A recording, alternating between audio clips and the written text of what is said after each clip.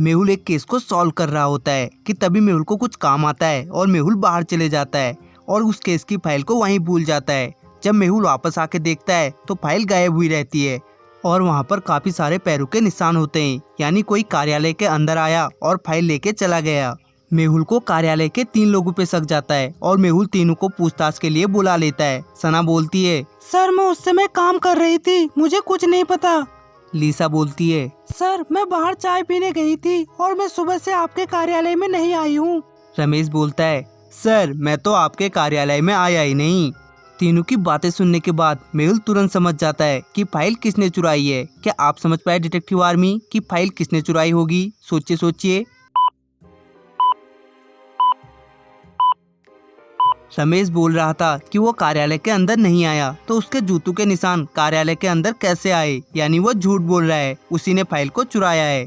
चलिए अगली पहेली को देखते हैं। मेहुल गांव की सैर कर रहा था कि तभी मेहुल के पास एक कॉल आता है कि पास के एक गांव में जमींदार की मौत हो गई है। मेहुल तुरंत उस गांव में पहुंच जाता है और उस जमींदार की मौत जंगल में शिकार करने के दौरान हुई थी। मेहुल उस जमींदार के घर पहुंच जाता है। तभी मेहुल एक आदमी से पूछता है, मुझे बताया गया था कि यहाँ एक आदमी की मौत जंगल में शिकार करने के दौरान हुई थी, तो इसकी डेड बॉडी यहाँ कैसे आई? तब वो आदमी बताता है, सर जमींदार की मौत काफी देर पहले हुई थी और उसके घर वाले जंगल से उठाकर उसकी बॉडी को घर ले आए। मेहुल डेड बॉडी के पास जाता है और देखकर समझ जाता है कि जरूर इसका मर्डर हुआ है। क्यों डिटेक्टिव आर्मी, मेहुल को ऐसा क्यों लगा होगा कि इस आदमी का मर्डर हुआ है? सोचिए सोचिए। ध्यान से देखिए, इस जमींदार के पेट पर एक निशान है जहाँ से खून बह रहा है और इस निशान को देखकर ऐसा लग रहा है कि किसी ने इस पर चाकू से वार किया है। मेहुल वहाँ पे उपस्थित एक आदमी से बोलता है, क्या तुम मुझे उस जगह का पता बता सकते हो जहाँ पर इस आदमी की मौत हुई थी? जरूर सर, मैं आपको बता सकता हूँ, चलिए मेरे साथ। मेहुल उस आदमी के साथ जंगल में पहुँच जाता है। तभी उन्हें सामने से एक शेर आता दिखाई देता है। मेहुल और वो आदमी पेड़ के पीछे छुप जाते हैं और कुछ देर बाद वो शेर वहाँ से चला जाता है।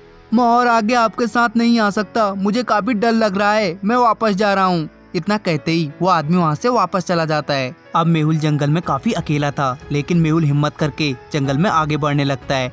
मुझे इस केस को आज ही सॉल्व करना होगा। थोड़ा आगे जाने के बाद मेहुल को 2 रास्ते दिखाई देते हैं। क्या आप इन दोनों रास्तों को देखकर बता सकते हैं कि मेहुल को कौन सा रास्ता लेना चाहिए, ए या बी?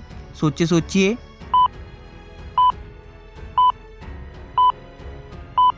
मेहुल दूसरे वाले रास्ते पे जाएगा क्योंकि वह जिम्मेदार जंगल में शिकार करने के लिए गया था। अब वो उसी रास्ते पे जाएगा जहाँ पे उसे ज्यादा जानवर मिल सके। पहले वाले पे कोई पैरों के निशान नहीं है और दूसरे वाले पे काफी सारे जानवरों के निशान है। मेहुल दूसरा रास्ता लेता है और कुछ देर बाद उस जगह पे पहुँच जाता है जहाँ पे जमींदार की मौत हुई थी। वहाँ पे काफी सारे लोगों के पैरों के निशान थे और खून के धब्बे अभी भी साफ साफ दिखाई दे रहे थे। गांव वाले जमींदार की डेड बॉडी को यहाँ ले जाने आए होंगे, तभी यहाँ इतने सारे पैरों के निशान हैं। मुझे यहाँ पे कोई ना कोई सुराग जरूर मिलेगा। तभी कोई पीछे से आकर मेहुल को धक्का दे देता है। मेहुल गिर जाता है। मेहुल अपनी गन निकालकर फायरिंग करने ही वाला होता है कि तभी आलिया हंसने लगती है, सर मैं हूँ, आप मुझे अकेले छोड़ के आ गए थे, लेकिन मैं आपको अकेला नहीं छोड़ूंगी। आलिया, क्या तुम भी बेहुदा मजाक करती हो? तुमने तो मुझे डरा ही दिया था। तभी आलिया मेहुल को एक अंगूठी देती है। सर ये अंगूठी मुझे लाश के पास मिली थी। ये अंगूठी तो काफी महंगी लग रही है, जरूर जमींदार की होगी। मेहुल और आलिया वापस गांव आ जाते हैं और उस जमींदार के बेटे से पूछते हैं, क्या ये अंगूठी तुम्हारे पापा की है? सर ये मेरी पापा की अंगूठी नहीं है, जरूर ये अंगूठी खूनी की होगी और खूनी कोई बड़े घर का है। मेहुल उस अंगूठी को लेकर गांव के सुनार के पास जाता है और उससे अंगूठी के बारे में पूछता है। तब वो सुनार बताता है, हाँ मैंने ये अंगूठी सुल्तानपुर के जमींदार के छोटे भाई के लिए बनाई थी।